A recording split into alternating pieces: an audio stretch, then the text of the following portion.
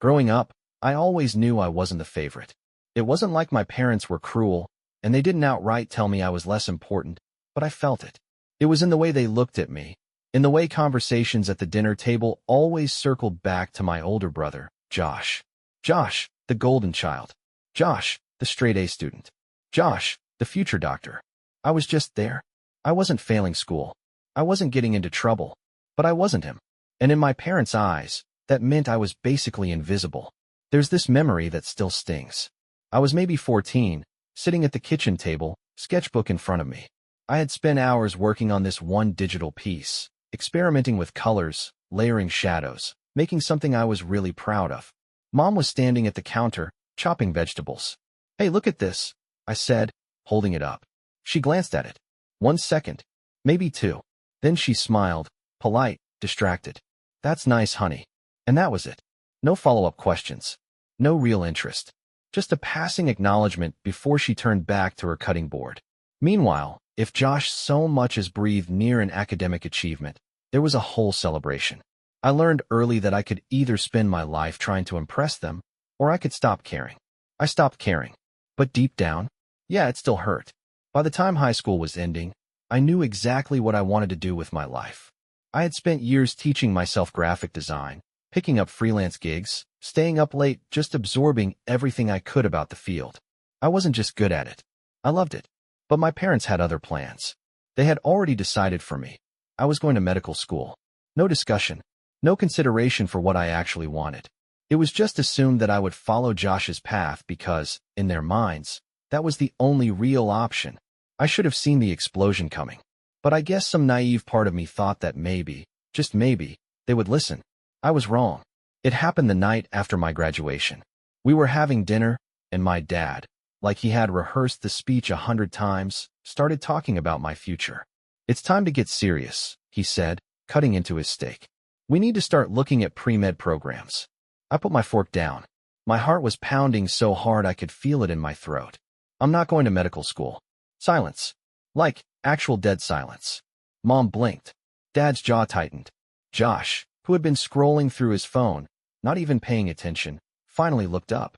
Mom let out a soft, nervous laugh, like I had just made an awkward joke. "Lucas, don't be silly." "I'm not," I said, my voice steady. "I want to study graphic design." Dad's face darkened. "That's not a real career," he said, setting down his knife. "It is," I shot back. "People make a living doing it." Josh sighed like he was already exhausted with me. "Lucas, come on. You're not thinking this through." My chest tightened. "No, Josh. I have thought this through. For years. You guys just never cared enough to listen. You're throwing your life away." Dad snapped, his voice sharp like a warning. I clenched my fists under the table. "No. I'm choosing my life for the first time."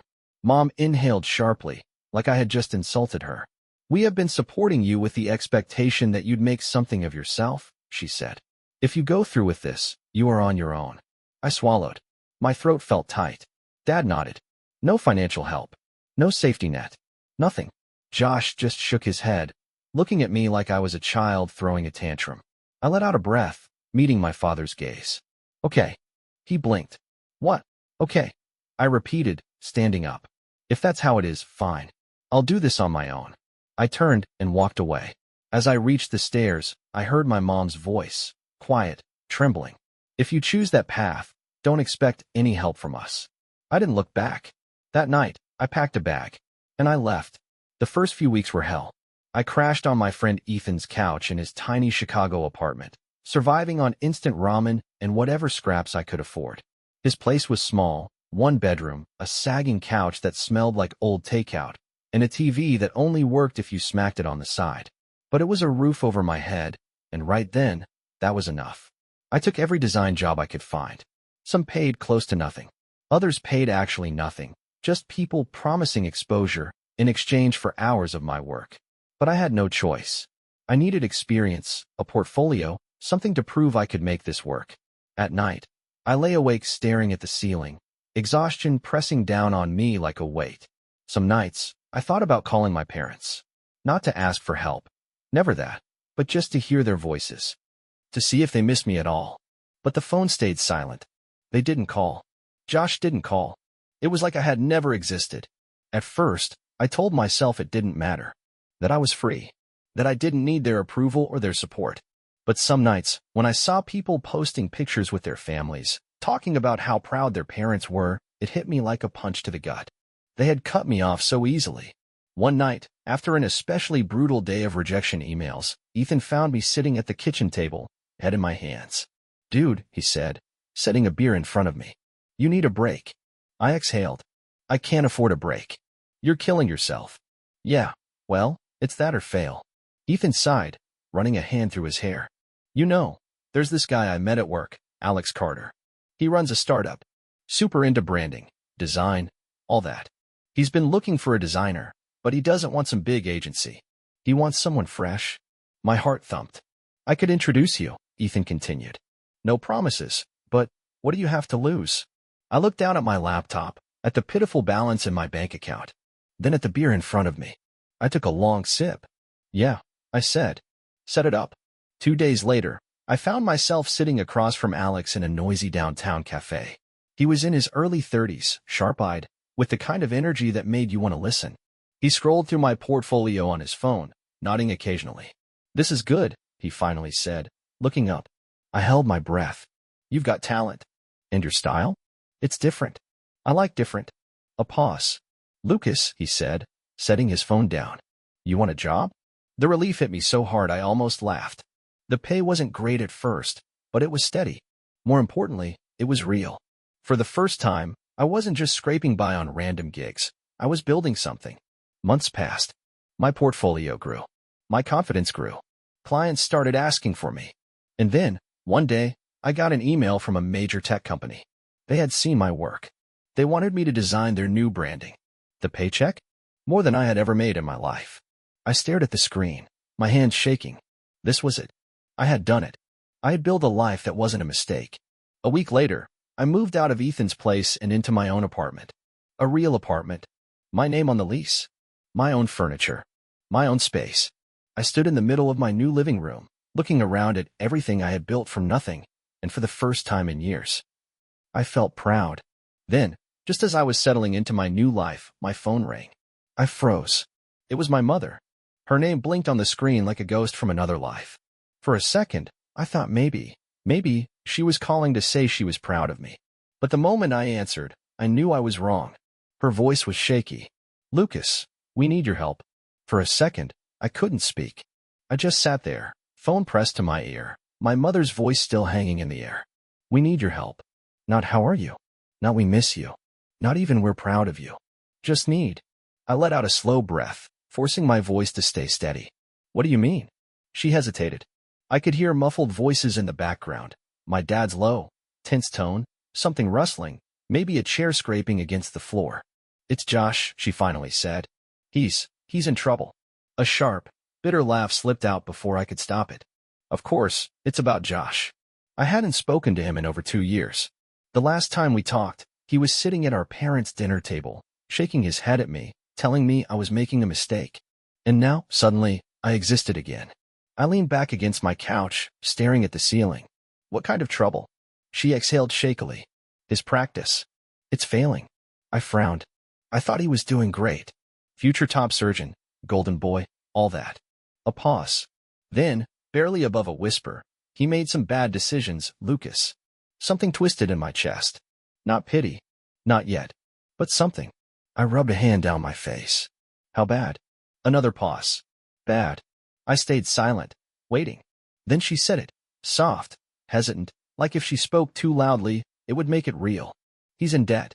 A lot of it." I let that sink in. Josh, the golden child, the one who had everything handed to him, who never struggled, never had to figure things out on his own. Drowning. And now, after years of silence, they were calling me. I could already see where this was going. Mom cleared her throat. "We thought, maybe, with how well you're doing now, you could help him. Just enough to get him back on his feet." My fingers tightened around the phone. There it was. Not "I'm proud of you." Not "we were wrong." Just help him. I exhaled sharply. "You want me to bail him out?" "Lucas, please," she said, voice thick with desperation. "He's your brother." I almost laughed again, but it wouldn't have sounded right. I thought about my first year on my own, sleeping on Ethan's couch, taking gigs that paid next to nothing, working till my eyes burned because I couldn't afford to fail. And where were they then? Where was Josh then? I swallowed the bitterness rising in my throat. You told me I was on my own, I said, my voice quieter now. You made that really clear. This is different. I let out a slow breath. No, it's not. Silence. I could hear it, the way she was trying to fix this, to find the right words to make me cave. But I was done caving. I'm sorry, Mom, I said, my voice steady. But this isn't my problem. Lucas, please. I hung up, and for the first time in my life, I didn't feel guilty about it. I stared at my phone for a long time after hanging up. The screen went dark, but my reflection was still there, tired eyes, clenched jaw, shoulders tense like I was bracing for a punch that had already landed. I should have felt triumphant. This was the moment, wasn't it? The moment where I finally had the power, where I got to say no and walk away. But all I felt was this slow, sinking weight in my chest. Not regret, not guilt, just exhaustion. I knew she'd call again, and she did. Over the next few days, the calls kept coming. First my mom, then my dad, then, finally, Josh. I ignored all of them, until, one night, my phone lit up with a message. Just a few short words. We're sorry for everything. We need you. I read it over and over, waiting for it to feel real. But the thing was, it didn't feel like an apology. Not really. Because if they were sorry, they would have said it before they needed me. I tossed my phone onto the couch and rubbed my hands over my face. I needed to clear my head. I grabbed my keys, threw on a jacket, and headed out. The streets were quieter than usual, the city humming with that late-night stillness where everything slows down just a little. I walked for a while, not really thinking, just moving. At some point, I ended up at my favorite late-night diner. The place I used to go when I was first starting out, back when I couldn't afford much but still wanted to sit somewhere that wasn't my apartment. I slid into a booth, ordered a coffee, and just sat there, letting the warmth seep into my hands. Then, against my better judgment, I pulled out my phone and typed out a message. What exactly do you want from me? It didn't take long for my mom to reply. Please, just talk to your brother. I stared at the words. Josh. I thought about the last time we talked. The way he had sat there, calm and collected, telling me I was making a mistake. And now, years later, he was the one falling apart. I should have felt satisfaction. I should have felt something. But all I felt was this strange, detached curiosity. What had happened to him? I sighed, running a hand through my hair. Then, before I could stop myself, I typed out. Fine. Tell him to call me. I regretted it almost immediately. But an hour later, my phone buzzed. Josh? I let it ring a few times before answering. Lucas, he said. His voice was quieter than I remembered. More strained. I didn't say anything. A sigh. Thanks for picking up. Another pause. Then, finally, I said, What do you want, Josh? He exhaled slowly, like he had been expecting that. I screwed up. No shit. I stayed silent, waiting. My practice. It's failing. I thought I could handle it, but I took on too much, too fast. Loans, expenses. I thought I'd be able to pay it all off, but he let out a humorless laugh. Turns out, I'm not as perfect as Mom and Dad made me out to be. Something flickered in my chest. It wasn't pity. Not yet. But it was something. I leaned back in my seat, tapping my fingers against the table. How bad is it? Josh let out a slow breath. Bad. Define bad. Another pause. Then, flatly, 6 figures in debt. I nearly choked on my coffee. Jesus, Josh. I know. His voice was tight. I thought I had time. I thought I could fix it, but patience started leaving. Reputation tanked. The stress got to me, and I started making bad calls financially, medically. Nothing illegal, he added quickly. Just sloppy. I could hear it in his voice, the shame, the exhaustion. He wasn't just failing. He was drowning. And for the first time since this whole thing started, I felt something close to sympathy. I sighed, pinching the bridge of my nose. So what's the plan? Josh hesitated. I don't have one. Seriously. I don't know, Lucas. This isn't like school. There's no answer in the back of the book. I've spent my whole life doing what they told me to do. I don't know how to fix this. That hit harder than I expected. Because I did know. I had been here before, standing at the edge of a cliff with nothing but sheer stubbornness keeping me from falling. The only difference? No one had been there to pull me back up. I rubbed a hand over my face. Look, I'm not giving you money. I wasn't asking. I raised an eyebrow. Weren't you? He didn't answer. I sighed. All right. Here's what I'll do. I'll take a look at your business, see if there's anything worth salvaging. No promises, but maybe I can figure out what went wrong. Josh let out a slow breath, like he had been holding it in. Yeah, that would help. Don't thank me yet. I hung up before he could say anything else. Josh actually listened. That was the first surprise. The second was that, despite everything, despite the years of resentment and distance, some small part of me actually wanted to see if he could pull himself out of this. I didn't do the work for him. That was never going to happen. But I gave him the tools. I went through his finances, pointed out the stupid, unnecessary expenses, and showed him how to actually run a business instead of just assuming patients would magically walk through the door. And to my absolute shock, he tried. It wasn't smooth.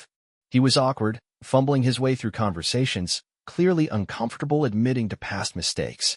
But he did it. Slowly, painfully, he started making changes. Some patients came back. Others didn't. Some bridges were just burned beyond repair.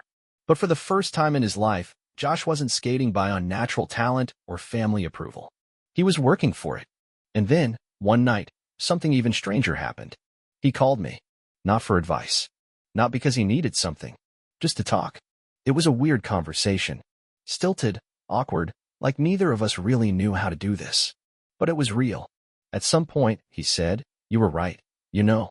I frowned, leaning back against my couch. About what? All of it. He let out a breath. I used to think you were just being reckless. That you were throwing everything away just to be different. I stayed quiet. But the truth is, I was jealous. That threw me. I almost laughed. Jealous? Of me?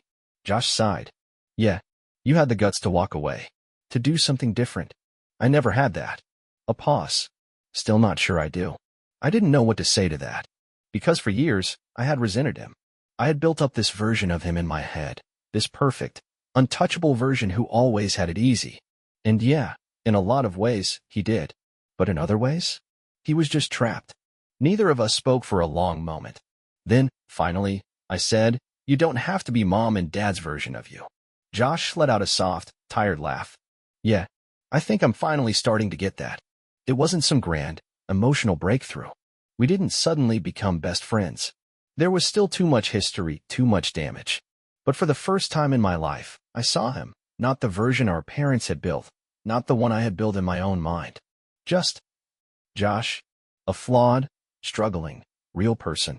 A few weeks later, Mom called again. This time, I answered. She sounded hesitant, like she wasn't sure how I was going to react. "Lucas." "Mom." A pause. Then, quietly, "Your brother told me what you did for him." I stayed silent, waiting.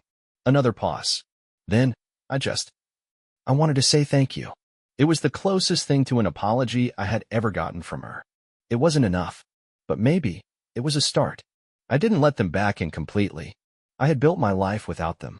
I wasn't going to let them waltz back in just because they suddenly realized I was worth something. But I didn't hate them anymore. I had let go. And maybe that was enough.